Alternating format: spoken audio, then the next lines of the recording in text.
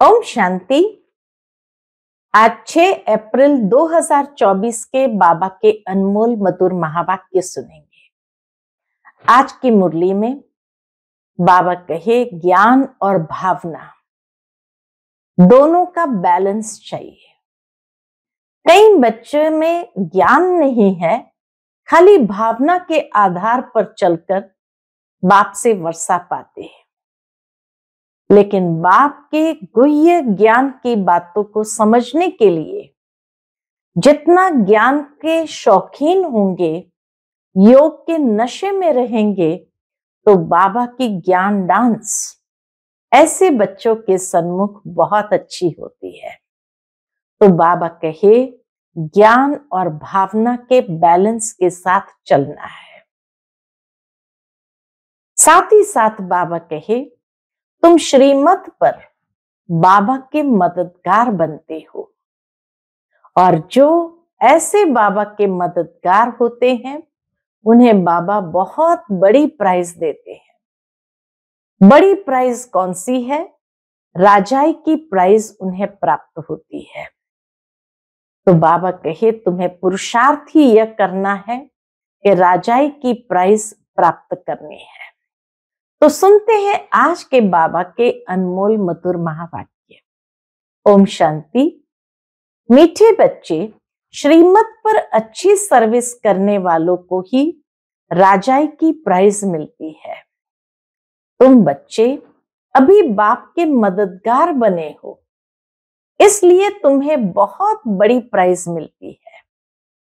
आज की मुरली से प्रश्न है, बाप की ज्ञान डांस किन बच्चों के सन्मुख बहुत अच्छी होती है? उत्तर, जो ज्ञान के शौकीन है, जिन्हें योग का नशा है, उनके सामने बाप की ज्ञान डांस बहुत अच्छी होती है। नंबरवार स्टूडेंट है, परंतु ये वंडरफुल स्कूल है। कईयों में जरा भी ज्ञान नहीं है, सिर्फ भावना बैठी हुई है। उस भावना के आधार पर भी वर्षे के अधिकारी बन जाते हैं। ओम शांति। रूहानी बच्चों को रूहानी बाप समझाते हैं। इसको कहा जाता है रूहानी ज्ञान व स्पिरिचुअल नॉलेज।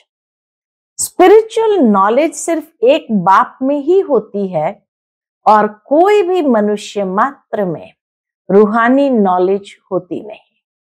रूह की नॉलेज सिर्फ एक बाप में ही है।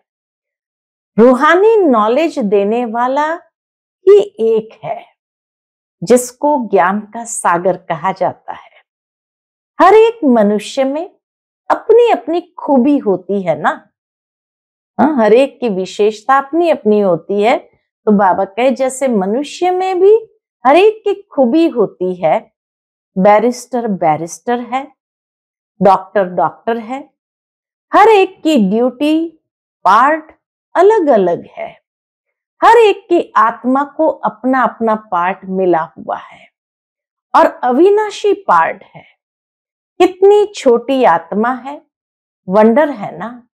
गाते भी है, चमकता है, भ्रुकुटी के बीच अजब सितारा।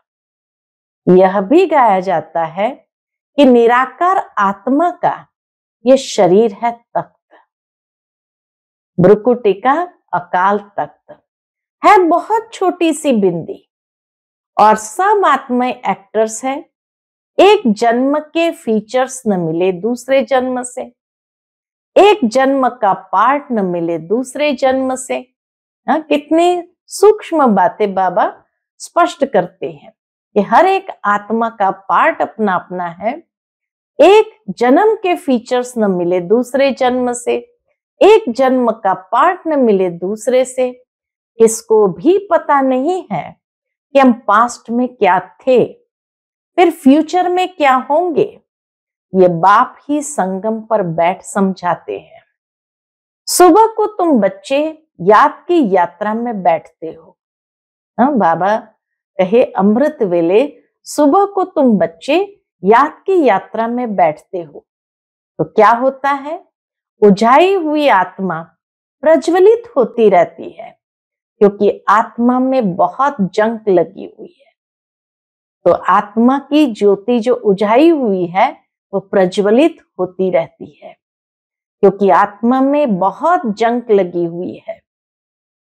बाप सोनार का भी काम करते हैं। पतित आत्माएं जिनमें खाद पड़ती है उनको प्योर बनाते हैं। खाद पड़ती तो है ना, चांदी, तांबा, लोहा आदि नाम भी ऐसे हैं।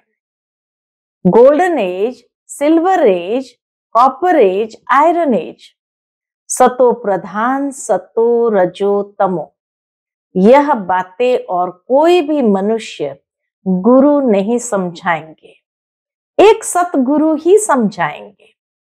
सतगुरु का अकाल तख्त कहते हैं ना, उस सतगुरु को भी तख्त चाहिए ना। जैसे तुम आत्माओं को अपना अपना तख्त है, उनको भी तख्त लेना पड़ता है, परमात्मा को भी तख्त लेना पड़ता है। कहते हैं मैं कौन सा तख्त लेता हूं, ये दुनिया में कोई को भी पता नहीं है। वह तो नेति नेति कहते आए हैं, हम नहीं जानते हैं। तुम बच्चे भी समझते हो, पहले हम कुछ भी नहीं जानते थे। जो कुछ भी नहीं समझते हैं उनको बेसमझ कहा जाता है। भारतवासी समझते हैं हम बहुत समझदार थे। विश्व का राज्य भाग्य हमारा था। जब समझदार थे तो विश्व का राज्य भाग्य हमारा था। अब बेसमझ बन पड़े हैं। बाप कहते हैं तुम शास्त्र आदि बल कुछ भी पढ़े हो, यह सब कुछ भूल जाओ। बाबा का बनते ही सब कुछ भूल जाओ, सिर्फ एक बाप को याद करो। गृहस्थ व्यवहार में भी भल रहो। सन्यासियों के फॉलोअर्स भी अपने अपने घर में रहते हैं। कोई कोई सच्चे फॉलोअर होते हैं तो उनके साथ रहते हैं, बाकी कोई कहाँ रहते हैं। तो यह सब बातें बाप बैठ समझाते हैं। इसको कहा जाता है ज्ञान की डांस। इसको कहा जाता है ज्ञान की डांस। योग तो है साइलेंस, ज्ञान की होती है डांस। कभी कौन सी पॉइंट, कभी कौन सी पॉइंट। जैसे डांस में अलग अलग एक्शन होती है, तो बाबा के ज्ञान डांस में भी हर एक प्रकार की पॉइंट्स हमें प्राप्त होती है। योग तो है साइलेंस, ज्ञान की होती है डांस। योग में तो बिल्कुल शांत रहना होता है। डेड साइलेंस कहते हैं ना, 10 मिनट डेड साइलेंस, परंतु उसका भी अर्थ कोई जानते नहीं। सन्यासी शांति के लिए जंगल में जाते हैं, परंतु वहां थोड़ी शांति मिल सकती है। एक कहानी भी है, रानी का हार गले में था और ढूंढती थी बाहर में। यह मिसाल है शांति के लिए। बाप इस समय जो बातें समझाते हैं वह दृष्टांत फिर भक्ति मार्ग में चले आते हैं। बाप इस समय पुरानी दुनिया को बदल नई दुनिया बनाते हैं, तमो प्रधान से सतो प्रधान बनाते हैं। यह तो तुम समझ सकते हो, बाकी यह दुनिया ही तमो प्रधान पतित है, क्योंकि सब विकारों से पैदा होते हैं। देवताएं तो विकार से पैदा नहीं होते, उनको कहा जाता है संपूर्ण निर्विकारी दुनिया। सतयुग को कहा जाता है संपूर्ण निर्विकारी दुनिया। वॉइसलेस वर्ल्ड अक्षर कहते हैं, परंतु उनका अर्थ नहीं समझते कि वॉइसलेस वर्ल्ड का अर्थ क्या है। तुम ही पूज्य सो पुजारी बने हो। बाबा के लिए कभी ऐसे नहीं कहा जाता। बाप कभी पुजारी बनते नहीं। आप ही पूज्य, आप ही पुजारी, ये बाबा कहे एक परमात्मा के लिए लागू नहीं होता है। मनुष्य तो कण कण में परमात्मा कह देते हैं। तब बाप कहते हैं भारत में जब जब ऐसी धर्मग्लानि होती है तब तब मैं आता हूं। वो लोग तो सिर्फ ऐसे ही श्लोक पढ़ लेते हैं, अर्थ कुछ भी नहीं जानते। वह समझते हैं शरीर ही पतित बनता है, आत्मा नहीं बनती है। बाप कहते हैं पहले आत्मा पतित बनी है, तब शरीर भी पतित बना है। सोने में ही खाद पड़ती है, तो फिर जेवर भी ऐसा बनता है, परंतु वह सब है भक्ति मार्ग में। बाप समझाते हैं हर एक में आत्मा विराजमान है। कहा भी जाता है जीव आत्मा, जीव परमात्मा नहीं कहा जाता, महान आत्मा कहा जाता है, महान परमात्मा नहीं कहा जाता।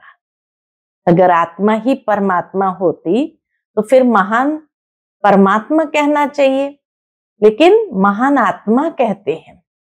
आत्मा ही भिन्न भिन्न शरीर लेती पाठ बजाती है, तो योग है बिल्कुल साइलेंस। यह फिर है ज्ञान डांस। बाप की ज्ञान डांस भी उन्हों के आगे होगी जो शौकीन होंगे, ज्ञान के शौकीन होंगे। बाप जानते हैं किसमें कितना ज्ञान है, कितना उनमें योग का भी नशा है। टीचर तो जानते होंगे ना, सुप्रीम टीचर है तो सुप्रीम टीचर तो हर एक स्टूडेंट को जानते होंगे ना। बाप भी जानते हैं कौन कौन अच्छे गुणवान बच्चे हैं। अच्छे अच्छे बच्चों का ही जहां तहां बुलावा होता है। बच्चों में भी नंबरवार है, प्रजा में भी नंबरवार पुरुषार्थ अनुसार बनती है। यह स्कूल अथवा पाठशाला है ना, पाठशाला में हमेशा नंबरवार बैठते हैं। समझ सकते हैं फलाना होशियार है, यह मीडियम है, यहां तो ये बेहद का क्लास है। इसमें किसको नंबरवार बिठा नहीं सकते। बाबा जानते हैं हमारे सामने ये जो बैठे हुए हैं, इनमें कुछ भी ज्ञान नहीं है, सिर्फ भावना है। बाकी तो न ज्ञान है न याद है। इतना निश्चय है ये बाबा है, इनसे हमको वर्षा लेना है। वर्षा तो सबको मिलना है, परंतु राजाई में तो नंबरवार पद है। जो बहुत अच्छी सर्विस करते हैं उनको तो बहुत अच्छी प्राइज मिलती है। यहां सभी को प्राइज देते रहते हैं। जो राय देते हैं, माथा मारते हैं, उनको प्राइज मिल जाती है। बाबा कहते अभी तुम जानते हो विश्व में सच्ची शांति कैसे हो। बाप ने कहा है उनसे पूछो तो सही कि विश्व में शांति कब थी, कभी सुनी व देखी है। बाबा के उनको पूछो कभी सुनी व देखी है, किस प्रकार की शांति मांगते हो, कब थी। तुम प्रश्न पूछ सकते हो क्योंकि तुम जानते हो। जो जानता है वही प्रश्न पूछ सकता है। तुम प्रश्न पूछ सकते हो क्योंकि तुम जानते हो। जो प्रश्न पूछे और खुद न जानता हो तो उनको क्या कहेंगे। तुम अखबारों द्वारा पूछो कि किस प्रकार की शांति मांगते हैं। शांति धाम तो है जहां हम सब आत्माएं रहती है। बाप कहते हैं एक तो शांति धाम को याद करो, दूसरा सुखधाम को याद करो। सृष्टि के चक्र का पूरा ज्ञान न होने कारण कितने गपोड़े आदि लगा दिए हैं। तुम बच्चे जानते हो हम डबल सिरताज बनते हैं। हम देवता थे, अब फिर मनुष्य बने हैं। देवताओं को तो देवता कहा जाता है, मनुष्य नहीं, क्योंकि दैवी गुण वाले हैं ना। जिनमें अवगुण है वह कहते हैं मुझ निर्गुण हारे में कोई गुण नाही। शास्त्र में जो बातें सुनी है वह सिर्फ गाते रहते हैं अच्युतम केशवम। जैसे तोते को सिखलाया जाता है, कहते हैं बाबा आकर हम सबको पावन बनाओ। ब्रह्म लोक को वास्तव में दुनिया नहीं कहेंगे, परमधाम को ब्रह्मलोक को बाबा कहे दुनिया नहीं कहेंगे। वहां तुम आत्माएं रहती हो। वास्तव में पाठ बजाने की दुनिया यह है। जहां पाठ चलता है उसको दुनिया कहेंगे। वह है शांति धाम। बाप समझाते हैं, मैं बैठ तुम बच्चों को अपना परिचय देता हूं। मैं आता ही इसमें हूं जो अपने जन्मों को नहीं जानते। यह भी अभी सुनते हैं, मैं इनमें प्रवेश करता हूं। पुरानी पतित दुनिया रावण की दुनिया है। जो नंबर 1 पावन था वही फिर लास्ट नंबर पतित बना है। उनको अपना रथ बनाता हूं। किसको अपना रथ बनाते हैं बाबा? जो लास्ट नंबर पतित बना है, नंबर लास्ट पतित बना है, उनको ही अपना रथ बनाता हूं। फर्स्ट सो लास्ट में आया है, फिर फर्स्ट में जाना है। चित्र में भी समझाया है, ब्रह्मा द्वारा मैं आदि सनातन देवी देवता धर्म की स्थापना करता हूं। ऐसे तो नहीं कहते हैं देवी देवता धर्म में आता हूं, नहीं, स्थापना करता हूं। जिस शरीर में आकर बैठते हैं वही फिर जाकर नारायण बनते हैं। विष्णु कोई और नहीं है, लक्ष्मी नारायण अथवा राधे कृष्ण की जोड़ी कहो। विष्णु कौन है यह भी कोई नहीं जानते। बाप कहते हैं, मैं तुमको वेदों शास्त्रों सब चित्रों आदि का राज समझाता हूं। मैं जिसमें प्रवेश करता हूं वह फिर यह बनते हैं। जिसमें प्रवेश किया ब्रह्मा बाबा के तन में वही फिर जाकर नारायण बनते हैं। प्रवृत्ति मार्ग है ना, ये ब्रह्मा सरस्वती फिर वह लक्ष्मी नारायण बनते हैं। इनमें यानी ब्रह्मा बाबा में मैं प्रवेश कर ब्राह्मणों को ज्ञान देता हूं। तो यह ब्रह्मा भी सुनते हैं, यह फर्स्ट नंबर में सुनते हैं। यह है बड़ी नदी ब्रह्मपुत्रा। मेला भी सागर और ब्रह्मपुत्र नदी पर लगता है। बड़ा मेला लगता है जहां सागर और नदी का संगम होता है। मैं इसमें प्रवेश करता हूं, यह वह बनते हैं। ब्रह्मा बाबा वह बनते हैं। इनको वह यानी ब्रह्मा सो विष्णु बनने में 1 सेकंड लगता है।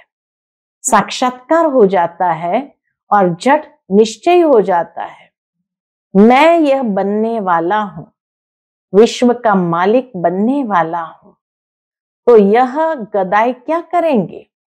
सब छोड़ दिया।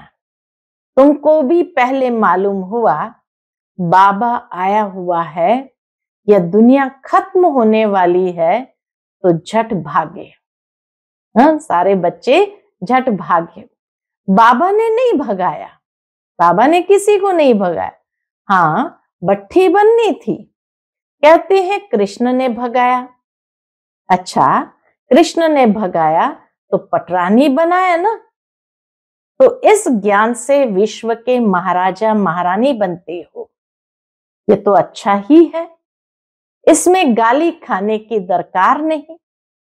फिर कहते हैं कलंक जब लगते हैं तभी कलंगीधर बनते हैं। कलंक लगते हैं शिव बाबा पर, कितनी ग्लानि करते हैं। कहते हैं हम आत्मा सो परमात्मा, परमात्मा सो हम आत्मा। तो परमात्मा की कितनी ग्लानि की है। अब बाप समझाते हैं ऐसे है नहीं। आत्मा सो परमात्मा, परमात्मा सो आत्मा, ऐसा है नहीं। हम आत्मा अभी सो ब्राह्मण है।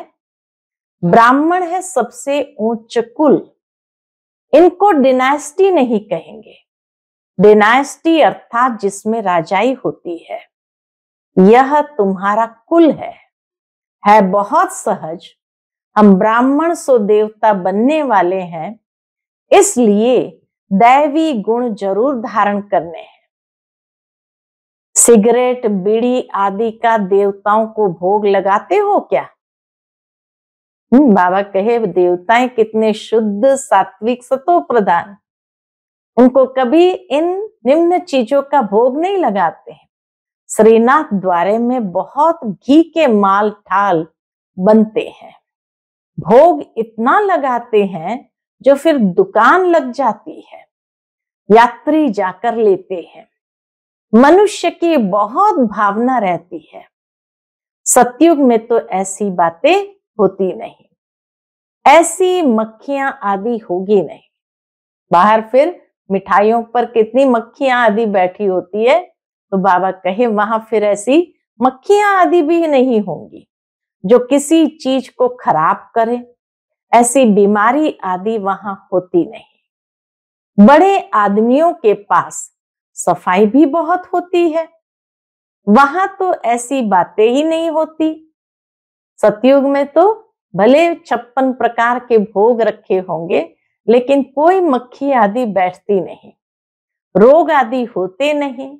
ये सब बीमारियां द्वापर से निकलती है। बाप आकर तुमको एवर हेल्दी बनाते हैं।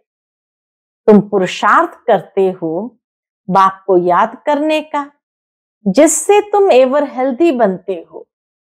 आयु भी बड़ी होती है। कल की बात है, बाबा कहे कल की बात है। 150 वर्ष आयु थी ना, अभी तो 40-45 वर्ष एवरेज है, क्योंकि वह योगी थे, ये भोगी है। इतना अंतर हो गया, योगी से भोगी बन गए। तुम राजयोगी, राज ऋषि हो, इसलिए तुम पवित्र हो। परंतु यह है पुरुषोत्तम संगम युग, मास या वर्ष नहीं, युग है पूरा। बाप कहते हैं मैं कल्प कल्प पुरुषोत्तम संगम युगे युगे आता हूं। बाप रोज रोज समझाते रहते हैं, फिर भी कहते हैं एक बात कभी नहीं भूलना, पावन बनना है तो मुझे याद करो। अपने को आत्मा समझो, देह के सभी धर्म त्याग करो। अब तुमको वापस जाना है। मैं आया हूं तुम्हारी आत्मा को साफ करने, जिससे फिर शरीर भी पवित्र मिलेगा। यहां तो विकार से पैदा होते हैं। आत्मा जब संपूर्ण पवित्र बनती है, तब तुम पुरानी जुत्ती को छोड़ते हो, फिर नई मिलेगी।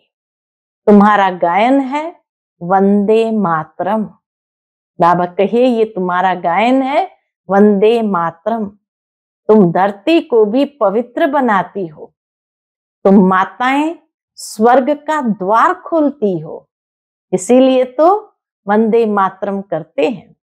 परंतु यह कोई नहीं जानता कि वंदे मातरम किसको कहा, कौन सी वो माताएं थी और उन्होंने ऐसा क्या किया, स्वर्ग के द्वार खोले, ये कोई भी नहीं जानता। अच्छा, मीठे मीठे सिकिलते बच्चों प्रति माता पिता बाप दादा का याद प्यार और गुड मॉर्निंग। रूहानी बाप की रूहानी बच्चों को नमस्ते।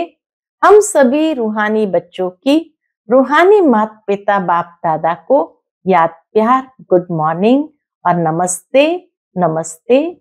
शुक्रिया बाबा, शुक्रिया। आज की मुरली से धारणा के लिए मुख्य सार। पहली पॉइंट, आत्मा रूपी ज्योति को प्रज्वलित करने के लिए क्या करना है? सवेरे सवेरे याद की यात्रा में बैठना है। याद से ही जंक निकलेगी। आत्मा में जो खाद पड़ी है वह याद से निकाल सच्चा सोना बनना है। दूसरी पॉइंट, बाप से उच्च पद की प्राइज लेने के लिए भावना के साथ साथ ज्ञानवान और गुणवान भी बनना है। सर्विस करके दिखाना है। भावना, ज्ञानवान और गुणवान बनना है। आज का बाप दादा का मधुर वरदान हम बच्चों के प्रति है, चलन और चेहरे से पवित्रता के श्रृंगार की झलक दिखाने वाले श्रृंगारी मूरत भव। चलन और चेहरे से पवित्रता के श्रृंगार की झलक दिखाने वाले श्रृंगारी मूरत भव। पवित्रता ब्राह्मण जीवन का श्रृंगार है। हर समय पवित्रता के श्रृंगार की अनुभूति चेहरे व चलन से औरों को हो। हर समय पवित्रता के श्रृंगार की अनुभूति चेहरे व चलन से औरों को हो। दृष्टि में, मुख में, हाथों में, पांवों में सदा पवित्रता का श्रृंगार प्रत्यक्ष हो। हर एक वर्णन करे कि इनके फीचर से पवित्रता दिखाई देती है। नैनों में पवित्रता की झलक है, मुख पर पवित्रता की मुस्कुराहट है और कोई बात इन्हें नजर न आए।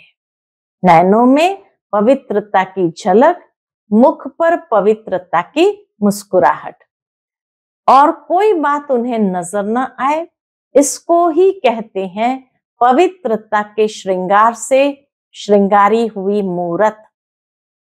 इसको ही कहा जाता है पवित्रता के श्रृंगार से श्रृंगारी हुई मूरत। आज का स्लोगन है, व्यर्थ संबंध संपर्क भी अकाउंट को खाली कर देता है, इसलिए व्यर्थ को समाप्त करो। व्यर्थ संबंध संपर्क भी अकाउंट को खाली कर देता है, इसलिए व्यर्थ को समाप्त करो। हमेशा बाबा कहते हैं संग का रंग। तो जब कोई व्यर्थ संबंध संपर्क में आते हैं, व्यर्थ की बातें चलती है, व्यर्थ के कर्म होने लगते हैं, तो जरूर है जो पुण्य का अकाउंट जमा हुआ है वो खाली होने लगता है। व्यर्थ के संबंध संपर्क में आते ही श्रीमत की कहीं न कहीं अवज्ञा होती है। साथ ही सत के संग से दूर होते हैं, तो जरूर है पुरुषार्थ में भी ढीलापन आने लगता। तो जो पुरुषार्थ द्वारा प्रारब्ध की अकाउंट जमा की है वह भी जरूर समाप्त होने लगती है। तो इसीलिए व्यर्थ संबंध संपर्क से भी अपनी संभाल करनी है। अच्छा, ओम शांति।